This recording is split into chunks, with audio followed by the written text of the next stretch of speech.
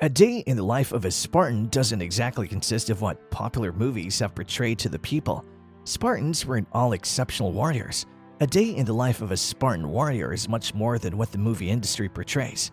Let's look into how is the life of a Spartan. The Spartan Man. Boys birthed into the Spartan state were under scrutiny practically from the moment they were born.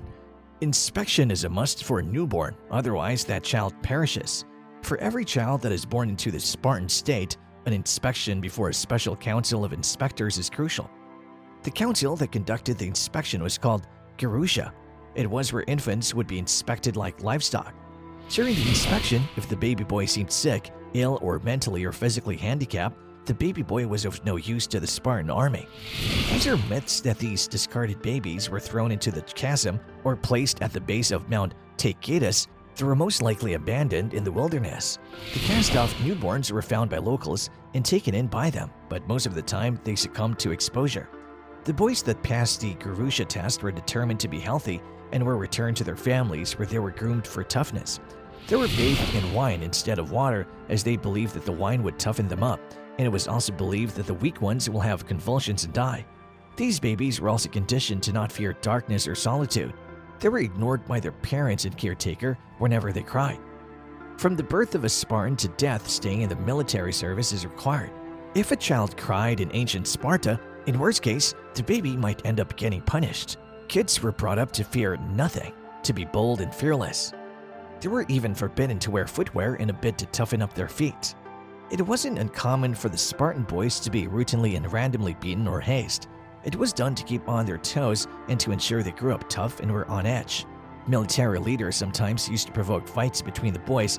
This was done to root out the weakest and find out who was the strongest. Most time, the military service for many was until 60 years of age. The male Spartans didn't even have a choice about joining the military. They had to. They were removed from their families and were scripted to military training from the age of 7 until the age of 21. The Spartan boys were seen as a high-level war machine, a workhorse. The only reason they were alive was to fight for their country. When they weren't fighting for the country, they were prepared to fight for their country. In short, they were bred for battle. The Spartan women. It should be known that Spartan women were famous in ancient Greece for having more freedom than any women in the Greek world. For the people outside Sparta, Spartan women had a reputation for promiscuity and controlling their husbands. They were said to be their persons with very little rule over them. They were even able to legally own and inherit property. They were better educated than the men too. Unlike the boys who were sent to military service if they were healthy, the girls were given back to their mothers immediately after their birth. It was there that they were raised with a healthy regimen of exercise, with a nutritious diet to become physically fit women so that they could give birth to healthy babies. As for the training, Spartan girls were trained to make themselves as strong as the boys who were getting in shape for war. Although the girls didn't do much combat training, instead physical training for the Spartan girls consisted of learning how to properly ride a horse, run, wrestle, throw the discus and javelin in trials of strength. Only the slaves got drunk. The Spartan soldiers abstained from heavy drinking because getting excessively drunk would ruin their sole purpose, which is to serve the Spartan army.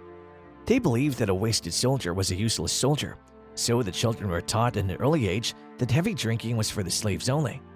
Now and then, the soldiers forced their slaves to get drunk and made them parade in front of the local children to let them see how ridiculous they looked. Drinking was a sign of weakness. Of course, the soldiers were allowed a glass of wine with a meal, but it was hard to keep up with the Spartan army. Spartans had to be perfect both in society and on the battlefield. Their civilization worked as a military unit, preparing both men and women to be their best for whatever challenges they faced. Do let us know in the comments section what you think about the Spartan civilization and their ways of treating their people and forcefully destining their paths to war.